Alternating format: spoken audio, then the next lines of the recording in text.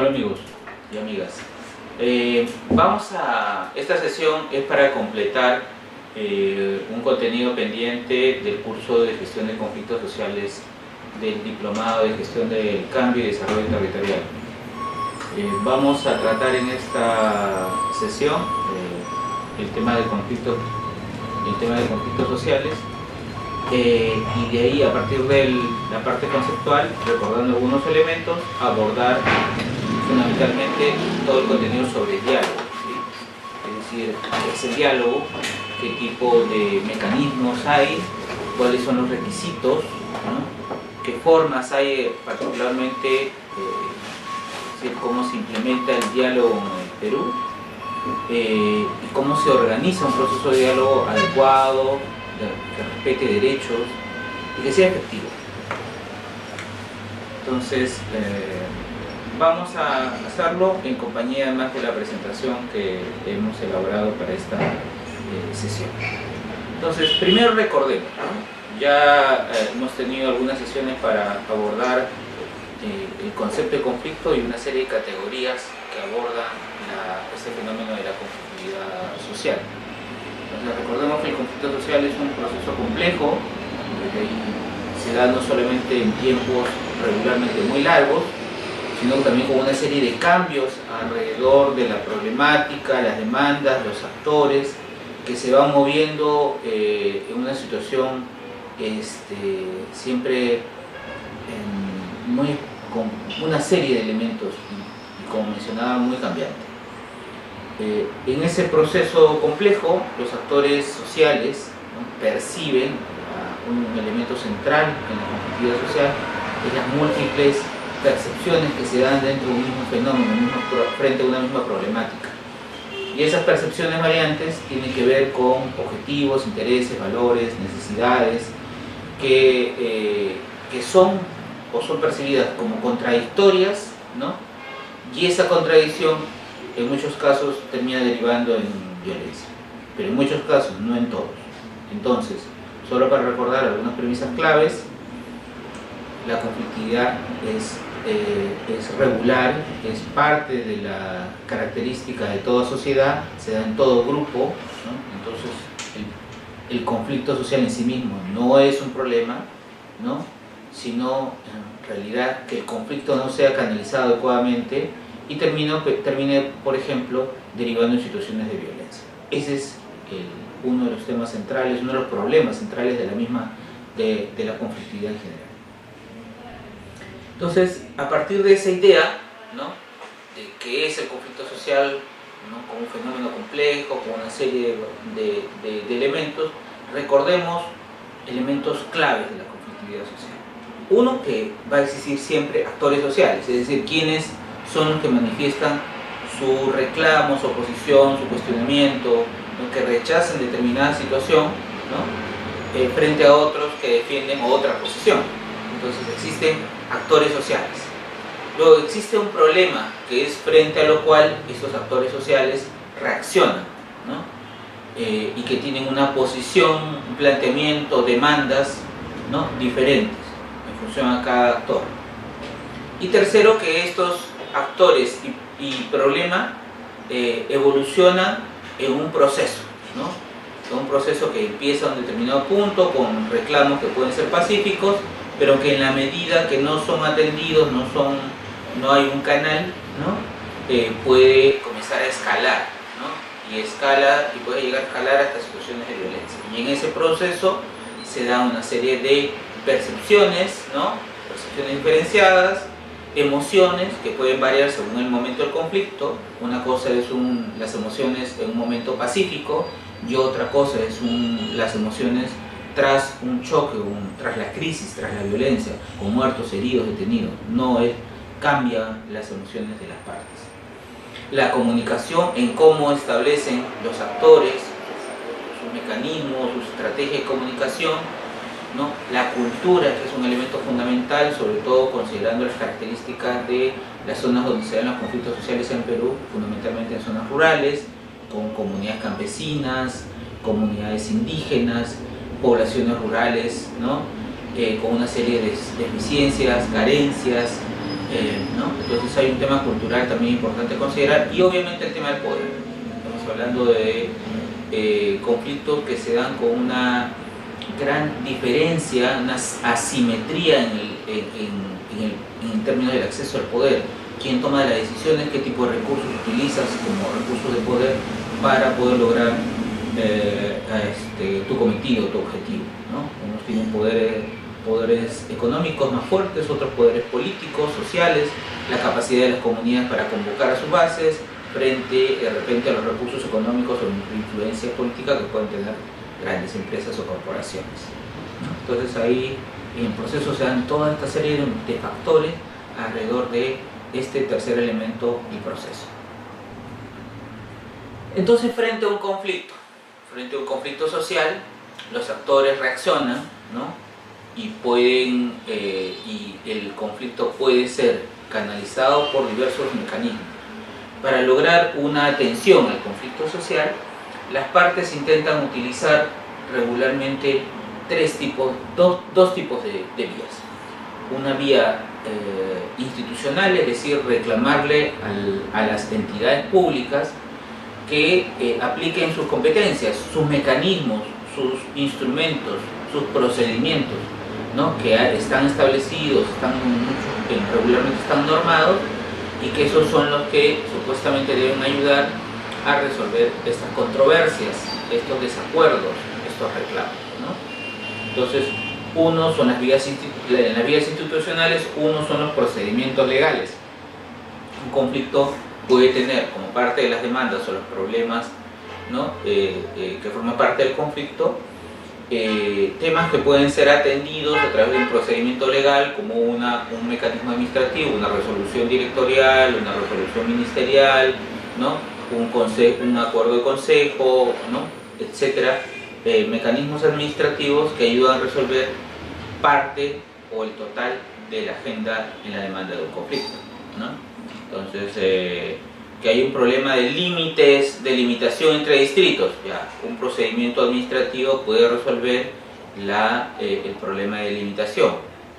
Que existe un cuestionamiento sobre zonas afectadas, por ejemplo, zonas de agua, puede ser que el procedimiento administrativo que tiene la Autoridad Nacional del Agua resuelva ese punto, pero de repente no sea el total de la agenda, sea parte de la agenda en medio de un conflicto que vincula el tema del agua con otros problemas más, ¿no? Entonces, en la vía institucional por procedimiento legal, corresponde a los mecanismos administrativos. El otro son los judiciales, ¿no? Ante determinadas situaciones de conflicto donde se aparece muy evidente la afectación de derechos y que pueden ser probados, entonces uno puede seguir una vía judicial, una demanda, o utilizar un recurso, no solamente un juicio, sino un recurso, un habeas data, depende de la situación que genere la conflictividad, uno puede utilizar este segundo procedimiento legal. Y el tercero es el constitucional, ¿no? Que, utilizando las instituciones que son las que determinan, como el Tribunal Constitucional, uno puede resolver, por ejemplo, ante una norma de carácter inconstitucional o que uno cree que es inconstitucional, pedir la intervención de esta instancia para que resuelva si es o no. Un ejemplo fue el paro masónico que derivó en el famoso Baguazo, con las lamentables muertes del conflicto indígena del año 2009, en donde se presentó, en este caso la Defensoría del Pueblo presentó un pedido de inconstitucionalidad ante una de las normas que afectaban derechos de los pueblos indígenas que no había sido consultada. Entonces tenemos, en vías institucionales tenemos los procedimientos legales, administrativos, judiciales o constitucionales. Y tenemos por otro lado las prácticas políticas, ¿no? ¿Qué son las prácticas políticas? Las prácticas dependen de la voluntad de la autoridad. Una autoridad política tiene competencias para atender determinados temas. No necesariamente responden a procedimientos institucionales, puede ser que sí, pero sobre todo dependen de la voluntad del momento de determinada autoridad, por ejemplo ejecutiva o legislativa. ¿Qué hay ahí? posibilidades que un presidente de la República, un gobernador regional, un alcalde pueda, frente a una situación de conflicto donde hay que está dentro de sus competencias, pueda tomar decisión para una intervención desde su rol. Digamos, en el mismo caso del paro amazónico, en el año 2009, el Congreso de la República ofreció a las organizaciones indígenas tratar el tema en el pleno del Congreso de la República, ¿no? Entonces hubo un compromiso del presidente del Congreso de tratarlo. Lamentablemente, un día antes del enfrentamiento que hubo en la famosa curva del diablo, el Congreso suspendió el debate y lo postergó. Con ello perdió la oportunidad de, por la vía de la práctica política, la decisión del presidente del Congreso de tratarlo en este espacio y decidir o no si era si debía ser derogado o no. Perdió la oportunidad de poder resolver esta situación de conflictividad y seguramente se hubiera podido evitar todas las muertes que sucedieron en esa fecha. Lo mismo puede pasar a nivel de gobierno ejecutivo, ¿no? El presidente de la República, ante un conflicto, puede determinar la creación de una comisión de alto nivel para analizar un determinado problema y establecer recomendaciones que pueden ayudar a atender un determinado conflicto. Entonces tenemos, frente a un conflicto, sabemos cómo es el conflicto, tiene tres elementos básicos de los actores, el problema, el proceso. En el camino del conflicto uno busca atender las demandas que están atrás del conflicto, puede utilizar vías institucionales, de procedimientos legales o prácticas políticas para buscar su atención, o puede, por el otro lado, utilizar espacios de respaldo social o institucional que podemos denominar en términos generales como espacios de diálogo, ¿no? Es decir, no creo que las vías institucionales sean para mí las más adecuadas, quiero buscar un acuerdo, ¿no? Creo que es muy compleja la situación y demanda discutir, ¿no? Debatir, lograr un acuerdo sobre los diferentes puntos que forman parte de la agenda. Bueno, de repente es el mecanismo del diálogo el más adecuado para buscar la atención al conflicto. Entonces, ¿pero qué es este diálogo? Nos vamos a abocar ahora a revisar este concepto rápidamente y cómo, sobre todo, se ejecuta, cómo se implementa. Hay diferentes conceptos alrededor del diálogo. Estos se han desarrollado a lo largo de los últimos 50 años, sobre todo vinculados a las situaciones de conflictividad interétnica o conflictos conflictos por temas de conflictos bélicos, ¿no? El Instituto Internacional para el Diálogo Sostenido de la Fundación Catering definió el conflicto como un proceso de genuina interacción mediante la cual personas, obviamente actores que intervienen en este proceso, cambian gracias a aprendizajes adquiridos por su profunda disposición a escuchar. Miren estos elementos en este concepto: proceso, ¿no? Es decir, entender que el diálogo no es un momento, no es una cosa pequeñita, no se da solamente frente a los conflictos sociales en un corto plazo, sino a veces demanda un proceso un poco más largo, ¿no? Depende obviamente de la situación. Segundo, que hay personas en medio, entonces esas personas siguen percibiendo, siguen mirando las cosas diferentes y pueden esas personas aprender a partir de ese intercambio, y para aprender necesitamos desarrollar mucho la capacidad de escucha. Cada una de ellas se esfuerza por incluir las inquietudes de los otros, o sea, es importante en esa escucha saber lo que piensan, conocer la percepción, conocer la posición, las demandas de los otros, ¿no?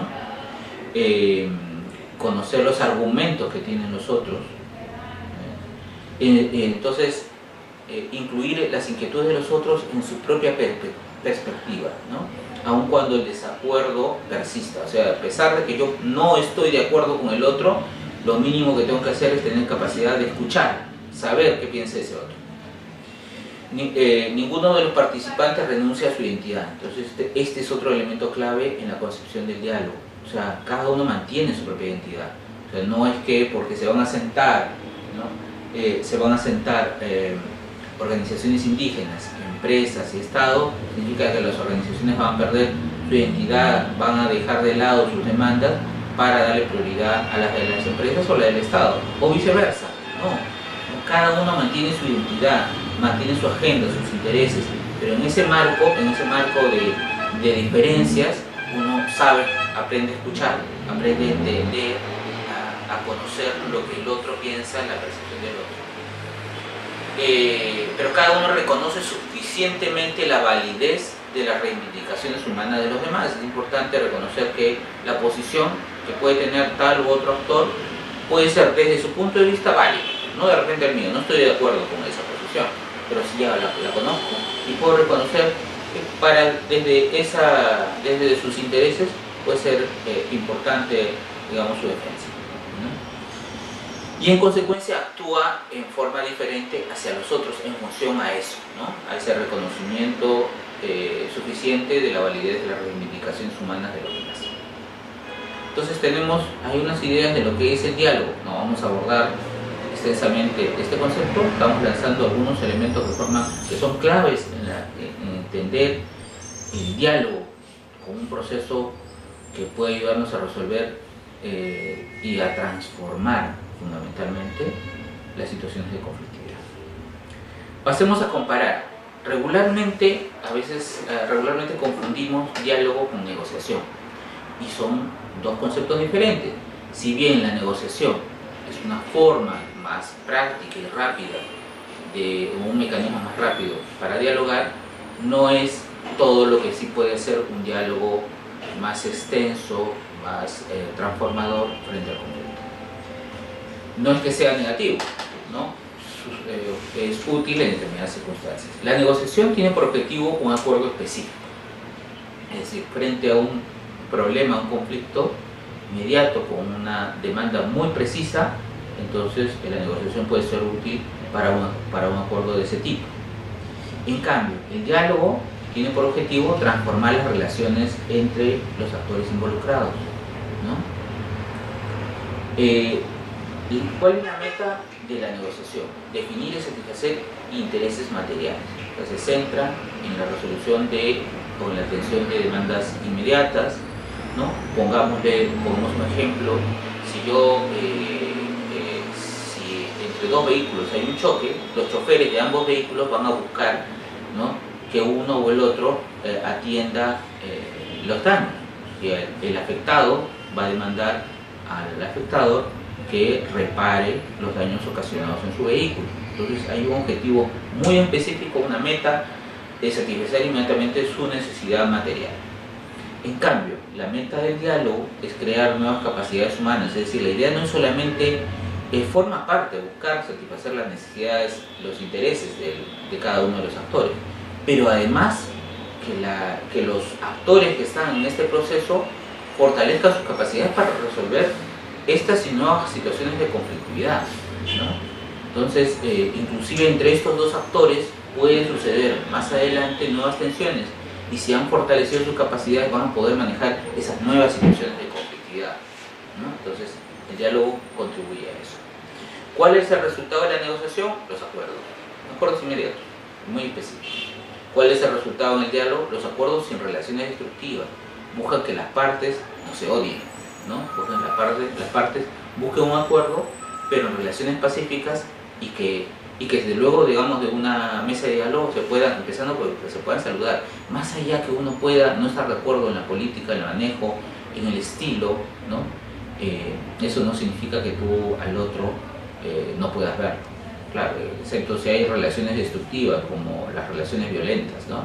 Ahí no es difícil exigir, digamos, que las partes, mantengan una relación pacífica posterior, o por lo menos no haya sentimientos encontrados ahí. Es complicado. Pero si busca el diálogo en general, mirar las relaciones a largo plazo, no solo el acuerdo inmediato, sino acuerdos con relaciones no destructivas, con relaciones pacíficas. Finalmente, los sujetos en la renegociación son bienes o beneficios que pueden dividirse, ¿no? ¿Cuánto me das a pagar por la reparación del auto, ¿no? bienes que se pueden compartir, ¿no? En cambio, en el diálogo, las relaciones se pueden transformar, pueden sentar las bases de relaciones de respeto, de colaboración mutua.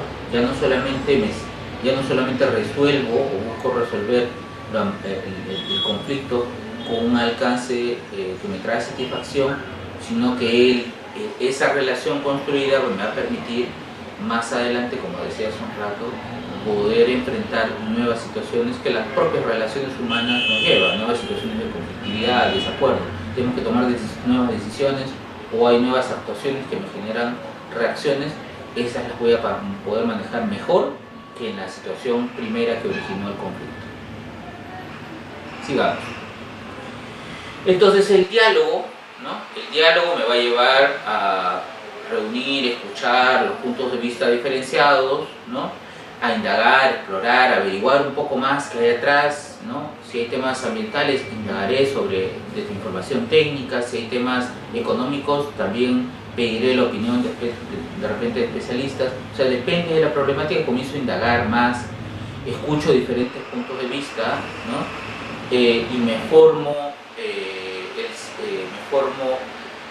las ideas, no solamente yo, sino además en la construcción, en el proceso mismo de diálogo, comenzamos a formarnos significados compartidos. Ya, este es el problema, por ejemplo, empezando por definir cuál es la agenda. Cada uno va a decir cuál es el problema, cada parte va a decir, este es el problema del conflicto, no, el problema es este. Entonces, en el proceso de diálogo vamos a poder terminar diciendo, ya, el problema en este conflicto es A, B, C, ¿no? ¿Estamos de acuerdo? Sí, esos son los problemas. Y co-construir conocimiento en ese espacio, ¿no? O sea, conjuntamente vamos, a partir de la información que ponemos en la mesa, de los diferentes puntos de vista, opiniones técnicas, etc., nos co-construimos la base para lograr un acuerdo sostenido. A partir de ese diálogo deliberamos, ¿no? Va a haber argumentos razonados, análisis, ¿no? que se van a dar con posibles soluciones, un análisis sobre ventajas y desventajas, ¿no? Juicio razonado o informado, ¿no? O sea, comenzamos a deliberar, a debatir en ese espacio que nos va a ayudar a pasar a la siguiente fase, que es la toma de decisión. La toma de decisión puede tener diversos mecanismos. Puede ser que el mecanismo que decidamos en el espacio de diálogo conlleve que la autoridad decida, ¿no? Depende de la situación, o conlleve que negociemos, ¿no? O conlleve que logremos un acuerdo de consenso, o que utilicemos un mecanismo de elección, ¿no? Entonces, pueden ser diferentes mecanismos, pero lo importante es que las partes estén satisfechas con el mecanismo, y si estás de acuerdo con el mecanismo, obviamente con el resultado. Y esto puede seguir evolucionando o desarrollando. ¿Cuáles son los principios básicos del proceso de diálogo, ¿no? Todo proceso de diálogo tiene que partir de inclusividad. Las partes tienen que sentirse, ¿no?, partes de ese proceso. Todos los actores deben ser involucrados. Recordarán que cuando hicimos el análisis de actores, ¿no?, identificamos actores primarios, secundarios y terciarios, y les decía que es clave, es fundamental que en un proceso de diálogo se convoque mínimamente a todos los actores primarios. Aquí se aplica este principio, tienen que estar todos.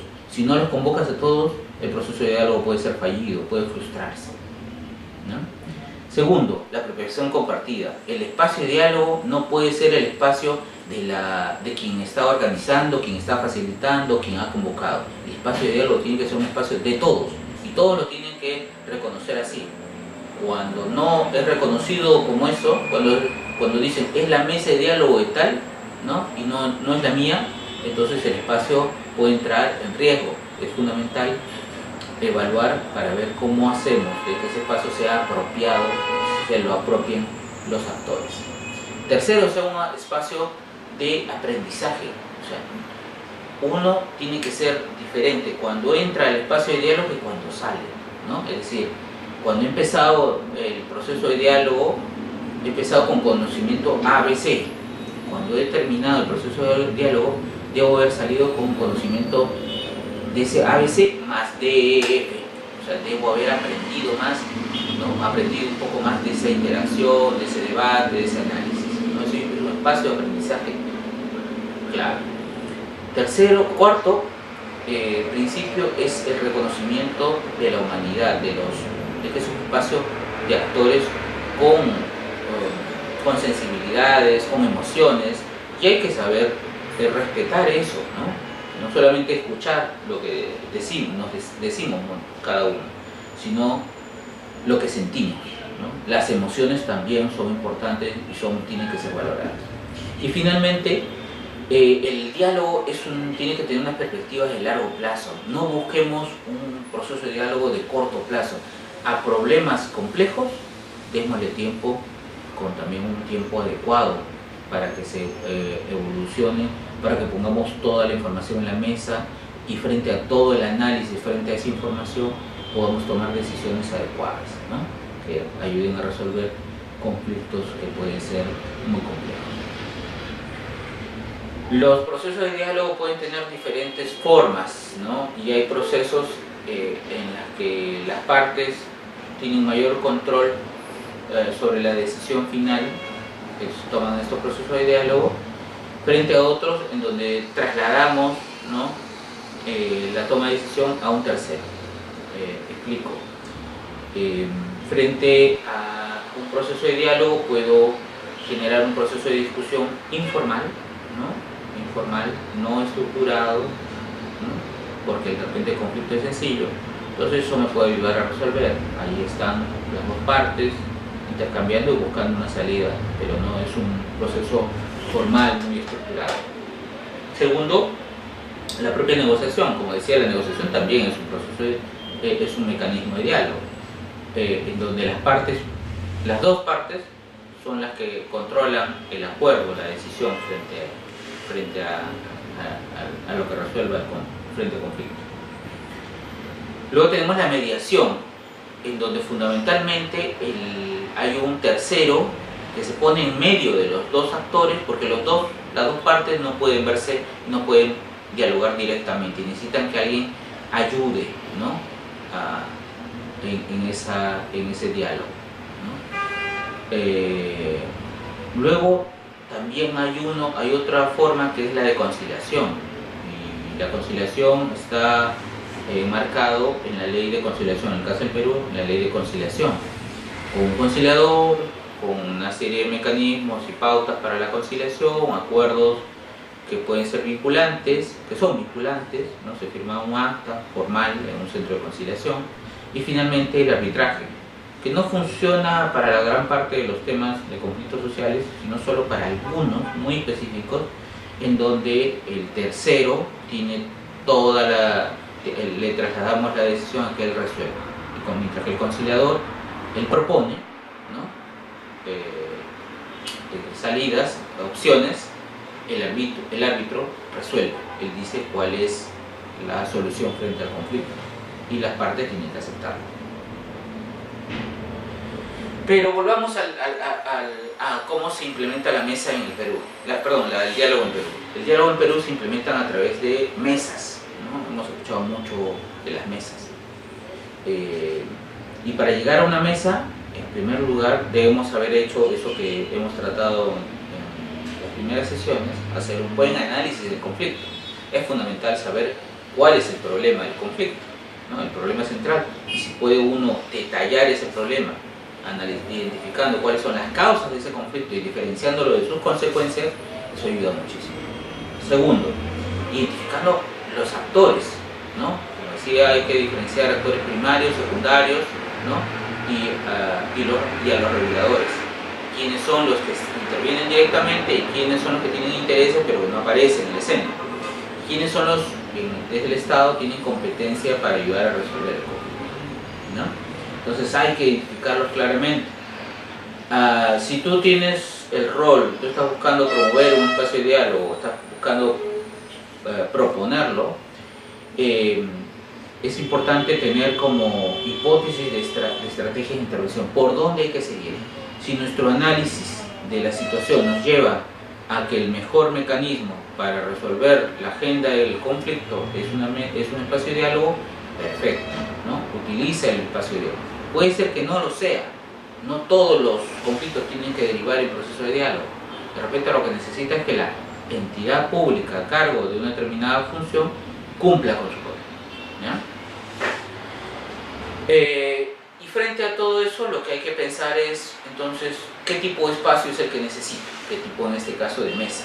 Y entonces hay mesas de diálogo, así denominadas mesas de diálogo, hay comisiones de alto nivel, ¿no? Y hay mesas de desarrollo. ¿Qué diferencia hay entre uno y otro? Las mesas de diálogo se estructuran frente a una determinada situación de conflictividad, en donde los actores sociales piden a que alguna entidad pública asuma, convoque, se siente con ellos. Regularmente convocan a todas las partes, ¿no? Alguien que convoca, y que no está, usualmente no está normado, no está amparado, no tenemos una ley de mesas de diálogo, pero sí hay pautas. El Ministerio de Energía y Minas tiene orientaciones en su protocolo de actuación frente a casos sociales, y la PCM también lo tiene, pero no hay una norma específica. Entonces es muy ad hoc, ¿no? Se organiza en función a cada caso. Las comisiones de alto nivel son convocadas regularmente por el Ejecutivo y son conformadas fundamentalmente por representantes del Estado. No hay representantes de sociedad civil usualmente de estas comisiones, ¿no? Lo que hacen es hacer una investigación frente a una situación específica, en este caso frente al conflicto, analizar un caso de conflicto y hacer recomendaciones, ¿no? Y tercero, las mesas de desarrollo, que tienen, en teoría, tienen por objetivo adelantarse a una situación, es decir, no responden a un conflicto en escalada, sino a un escenario de posible conflictividad, y la entidad pública intenta tener una mirada no acotada a las demandas, sino una mirada más de apuesta al desarrollo sobre la zona. Entonces pretende abordar una zona de conflictividad, o una zona que puede ser de potencial de conflictividad. ¿Dónde se han dado? Se han dado fundamentalmente donde hay grandes proyectos de inversión, mineros en particular. Entonces el Ejecutivo, el Ministerio de Energía y Minas, Presidencia del Consejo de Ministros, ha implementado mesas para abordar la problemática en esas zonas y buscar la intervención de las entidades públicas, y una inversión mayor, o una presencia mayor del Estado en esas zonas. ¿Cuáles deben ser los pasos para un proceso o mesa de diálogo, ¿no? Hay pautas, como digo, la organización de un proceso de diálogo es ad hoc, depende de cada situación, no tiene reglas definidas. Tiene una fase previa donde se definen las condiciones, ¿no? Se plantea una posible agenda, objetivos del proceso, se identifica bien el problema, se plantea cuáles pueden ser las metas de ese espacio de diálogo, ¿no? Se identifican las partes, eso es fundamental. En esta parte es clave tener toda esa información, ¿no? Hay que buscar a las partes, crear condiciones, buscar que estén de acuerdo con nuestro planteamiento, nuestra propuesta de espacio de diálogo, ¿no? Luego tenemos la convocatoria, ¿no? La convocatoria al proceso de diálogo, es decir, buscamos de que nos acercamos a cada uno de los actores, ¿no? Para invitarlos al proceso, ¿no? Y es clave generar ahí, ganarse la confianza de los actores que queremos que se sumen a este espacio, ¿no? Obviamente tienen que estar todos los actores, y para eso hay que generar las condiciones por las cuales los actores se pueden sentir tranquilos, seguros de que ese espacio va a ser adecuado para tratar la agenda que ellos representan, ¿no? Que ellos están planteando. En esa convocatoria, en ese camino, hay que establecer una serie de condiciones, o recoger una serie de condiciones, por ejemplo, relacionadas a las reglas del espacio, ¿no? Las reglas del proceso, las reglas de organización de la mesa, los mecanismos de toma de decisión. Hay que ir recogiendo de los diferentes actores, la representación, quiénes lo van a representar, cuál va a ser el rol de cada actor, de cada representante. O sea, algunas organizaciones quieren llevar varios representantes, pero quizá hay que diferenciar entre la participación y la vocería o la toma de decisión, ¿no? Y hay que ver todo lo operativo, ¿no? Es decir, no solamente fecha, sino el lugar, por ejemplo. Y el lugar es importante, porque tiene que ser un lugar que genere condiciones, que brinde garantías. No solamente que tenga un espacio adecuado, logísticamente, eso es clave, sino también en donde se sientan cómodos. Por ejemplo, si hay un conflicto entre una comunidad y una empresa y un ministerio interviene, la reunión para la mesa no se va a dar en las instalaciones de la empresa. Eso no es recomendable, ¿no? Excepto la comunidad reconozca que es el único lugar adecuado para llevar a cabo la reunión, ¿no? Pero esos elementos logísticos son claves y generan también garantías, ¿no? Generan confianza entre las partes. Tercero, es importante saber en una mesa qué tipo de interventones necesitamos. Alguien que dirija la mesa, pero ¿cuál es el rol? ¿No? Es alguien que dirige, que media, que facilita. Puede sonar a lo mismo, pero no lo es. Pero vamos a verlo enseguida con una gráfica. Luego necesitamos ver el tema de la composición del representante, lo que decía hace un momento, cuando convocas, recoges punto de vista, has identificado a los actores y necesitas saber quiénes lo van a conformar, ¿no? Si tú tienes una mesa de diálogo con 10 representantes del Estado y 2 o 3 representantes de sociedad civil de las organizaciones, eso como que no se ve muy desigual. Entonces no se van a sentir en confianza para participar las organizaciones de sociedad civil. Entonces hay que ver el tema de la composición, los representantes de las entidades, ¿no? Diferenciar representación de vocería. Hay que ver cómo formalizamos también la representación. De repente pedimos que los representantes de la comunidad o organización tengan un tipo de acreditación. El representante del Estado o de la empresa también tenga un tipo de respaldo, reconocimiento que ellos tienen capacidad de tomar decisiones, ¿no? Porque eso a veces obstaculiza el proceso. Si el representante del Estado no puede tomar decisiones, entonces va a tener que trasladar la consulta a los funcionarios de más alto nivel para que lo hagan. Entonces, eso es importante definir. El alcance de la mesa, ¿no? No todo puede ser tratado en una mesa, y hay que diferenciar aquello que es en lo que se puede dialogar e intervenir, de aquello que no. Por ejemplo, si tenemos uno de los temas de la agenda del conflicto está judicializado, entonces eso que está judicializado no puede ser tratado en la mesa, o sea, no puede ser un punto de la agenda. Entonces hay que delimitar esto si puede ser tratado y esto no. Hay que establecer en términos de alcance también el tema del tiempo, ¿no? ¿Cómo se llama? Hay que ser claro de principio que una apuesta a una mesa no es una apuesta de corto plazo, no es que para mañana ya tenemos un acuerdo. Esos procesos, esos espacios que se abren y que intentan resolver toda una situación compleja de meses, años, en una reunión no son reales, no nos va a llevar a algo efectivo. Entonces es importante ser conscientes con todos, no engañar, no decir, pucha, que no se entere que va a demorar, no, hay que ser conscientes de eso. Y hay que generar las condiciones para poder sostener un espacio no de corto plazo o de mediano plazo, por ejemplo en términos económicos, cómo se sostiene la participación, el traslado y todo eso.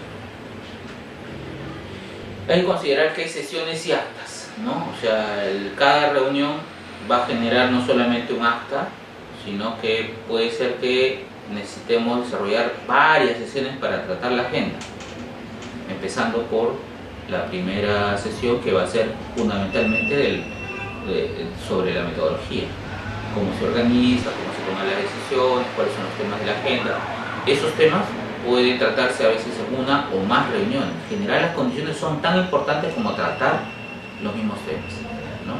Si Si tenemos un buen acuerdo sobre la metodología, eso va a facilitar mucho cómo atendamos los temas de fondo.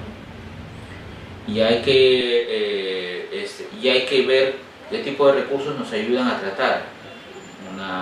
Un recurso, por ejemplo, es definir la agenda. Al definir la agenda, empezar, ya cuando se empiece con los temas de fondo, es empezar en el debate con los temas más fáciles, no con los más complicados. Dejémoslos con los más complicados al final de la agenda.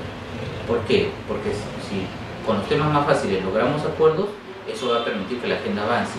Si empezamos por temas complejos que no logramos resolver, entonces puede obstaculizar y de repente frustrar el espacio. Finalmente, los acuerdos de la mesa son fundamentales, pero tanto los acuerdos internos, acuerdos de la mesa, que pueden ser de proceso o acuerdos finales, como los acuerdos fuera de la mesa, ¿no? Muchos acuerdos se dan fuera de la mesa, no son ilegales, no son peligrosos, sino ayudan. Por ejemplo, si yo me acerco a hablar si hay varios actores o varias comunidades, yo puedo ir conversando conmigo. Yo soy de una comunidad, puedo hablar con la otra comunidad para ir logrando un acuerdo en términos de una posición conjunta, ¿no? Esos son acuerdos fuera de la mesa. Ayudan al diálogo. Si veo que un actor está muy duro frente a la posición y yo soy el facilitador, puedo acercarme a hablar con ese actor para encontrar y ayudar a encontrar un mecanismo que facilite su intervención. Decía hace un rato que habría que diferenciar entre facilitación y mediación. Esta gráfica permite entender eso, ¿no? La negociación se da entre actores directamente, no necesitamos un intermediario, pero en cambio la facilitación y la mediación sí. La facilitación demanda que en la interacción entre actores, en un proceso de diálogo, haya alguien que ayude metodológicamente, ¿no? A dirigir la reunión, dar tiempos, asegurarse que los representantes estén, hacer las convocatorias, hacer la agenda y hacer la memoria, o también registrar o elaborar el acta, ¿no? El acta de la reunión. Y en cambio el mediador se pone en medio, como dice su nombre, mediación, se pone en medio de los actores. Entonces, ¿qué tipo de intermediario necesitamos? Alguien que facilite, que solo facilite y nosotros tenemos la capacidad de interactuar el problema, o alguien que se ponga en medio de nosotros porque yo no puedo dialogar directamente con el otro. Finalmente llegamos a los acuerdos, ¿no? Y los acuerdos, ¿no?, al final de un proceso de diálogo pueden tener diferentes características. Una, son acuerdos de base, ¿no?, que establece un consenso mínimo para finalizar, por ejemplo, la violencia, establecer negociaciones, iniciarlas. Eso es un tipo de acuerdo. Acuerdos de base. Nos ha pasado que había una situación de violencia, crisis, ¿no? ¿Se acuerdan de la fase de crisis? Ya, entonces necesitamos establecer acuerdos mínimos, ¿no?, para iniciar el proceso de diálogo o negociación. Segundo, pueden haber también acuerdos de procedimiento o avance, lo que decía hace un rato en términos metodológicos. Cómo organizarse, de repente necesitamos conformar comisiones, grupos de trabajo, ¿no? Necesitamos determinar la agenda. Esos son de procedimientos, ¿no?, más metodológicos. Tercero, hay acuerdos de fondo, ¿no? Y entonces de repente en una sesión tratamos de 10 puntos de la agenda o 5 puntos de la agenda, uno de ellos, ¿no? Y analizamos información, recibimos opinión de expertos, debatimos y frente a eso de repente logramos un acuerdo. Eso es un acuerdo de fondo, ¿no?, que aborda temas de la agenda en el conflicto. Y finalmente hay acuerdos totales, que es la suma de los acuerdos de fondo, ¿no? Entonces, y que eso conlleva a establecer un plan de acción para ejecutar luego los acuerdos totales que resuelven el conflicto o el problema que generó el conflicto, ¿no? ¿Cómo deben ser los acuerdos? En general muy específicos, ¿no? Deben ser claros, medibles, deben ser fácil de entender, ¿no? Cada parte debe entenderlo con facilidad, ¿no? Obviamente a la hora de elaboración lo recomendable es que las partes vean cómo se elabora. Lamentablemente hay procesos en donde se acuerda en la mesa una cosa y el que redacta termina cambiando intencional o no, algunos elementos del cuerpo, y eso afecta obviamente el resultado. Tienen que ser medibles, ¿no? Tienen que ser medibles, tienen que haber fechas, cantidades, responsabilidades, ¿no? O sea, tiene que identificarse en esos, ¿no? En esos acuerdos todos esos detalles para que puedan hacerse seguimiento, porque si no, si digo, la empresa dará puestos de trabajo a los comuneros, ¿no? ¿Cuándo? ¿Cuántos puestos de trabajo? ¿No? ¿Cuál va a ser el plazo? ¿Cuál va a ser, no? O sea, eso es necesario establecer para que se pueda medir y seguir. Tienen que ser alcanzables, no pueden ser acuerdos que no sean realistas, ¿no? Cuarto, tienen que ser relevantes, ¿no? Tienen que estar vinculados a los puntos de la agenda del conflicto. No se puede ser acuerdos que no tienen nada que ver o están muy alejados, o sea, cuando uno termina desviándose de la agenda principal. Tienen que ser oportunos, ¿no? De corto plazo, adecuadamente técnicos, permisibles legalmente, es decir, uno no puede tomar un acuerdo sobre algo que no es legal, ¿no? Eso no corresponde con la mesa. Finalmente, dos elementos que agregar. Uno son algunas pautas de diálogo intercultural. Los procesos de diálogo involucran regularmente en nuestro país conflictos sociales, actores de zonas rurales, de comunidades campesinas, pueblos indígenas, ¿no? Etcétera. Entonces, primero el diálogo intercultural tiene que ser una actividad constante en el conflicto, debemos tener sensibilidad frente al tema, ¿no? Los actores deben tener en cuenta que existen diferencias culturales entre ellos, ¿no? Que deben reconocerse y respetarse. O sea, no es solamente que me deben respetar a mí, sino hay que respetar mutuamente las diferencias que podemos tener. Tienen que considerarse los tiempos, los ritmos distintos que puede tener cada parte. Por ejemplo, los tiempos de los pueblos indígenas no siempre pueden ir a la par con los tiempos de las inversiones. El inversionista quiere que salgan ya rápido las cosas. A veces hay que tener paciencia para que los acuerdos se sostengan en el tiempo. Si uno saca acuerdos rápidos, ¿no? De repente afecta eso el proceso en la toma de decisión y luego eso se puede caer desde determinado acuerdo. El diálogo intercultural también busca contribuir a las relaciones de confianza entre los actores, ¿no? Que el respeto cultural es clave.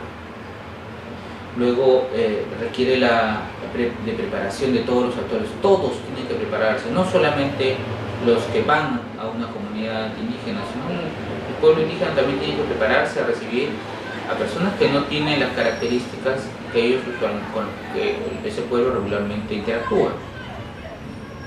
Extranjeros, con otras culturas, otros idiomas, otras lenguas, ¿no? Y también es un elemento, no es explícitamente intercultural, pero sí que debemos relevar en estos espacios, que debemos promover la participación efectiva de las mujeres en estos espacios rurales, donde regularmente la toma de decisión la tienen los varones, pero requerimos también, para que sean sostenibles, tener la voz de las mujeres, que ellas tengan acceso a la información, que participen en los espacios de decisión. Entonces, el diálogo intercultural demanda hacernos una serie de preguntas, ¿no? ¿Con quién voy a dialogar? ¿Cuáles son sus costumbres? ¿Qué lengua hablan? ¿Necesitamos traducción? ¿Quiénes son las personas que van a venir? ¿Requieren de alguna consideración? ¿Quiénes son los que vamos a ir? ¿Están informados, preparados, capacitados? ¿Nosotros estamos informados de ello? Si necesito ingresar a la comunidad, he comunicado previamente a las autoridades comunales de ello. Muchas comunidades lo asumen como una falta, ¿no? Obviamente, si alguien no puede entrar a tu casa sin tu autorización, lo mismo es lo que interpretan las comunidades. No pueden entrar a mis tierras sin que me pidan permiso, ¿no? Para poder ingresar. Previo, durante o posterior al espacio de diálogo, se requiere acompañamiento en sus gestiones, es decir, a veces se necesita alguien que ayude, que oriente a los representantes de comunidades. necesitan ayuda, asistencia para entender los diferentes documentos técnicos complejos que tiene el Estado. Esos elementos ayudan a un proceso de diálogo efectivo y sostenible. Con eso espero que se tenga más claro pautas mínimas en el entendimiento de lo que es el diálogo, de cómo utilizarlo. No es la única salida, no es necesariamente la más importante, aunque es muy relevante, ¿no?, para las formas como se intervienen frente a los conflictos. Eso es todo. Recuerden, soy Miguel Ébano, y cualquier consulta pueden seguir la ruta del aula virtual. Gracias, mucha suerte y espero sus trabajos.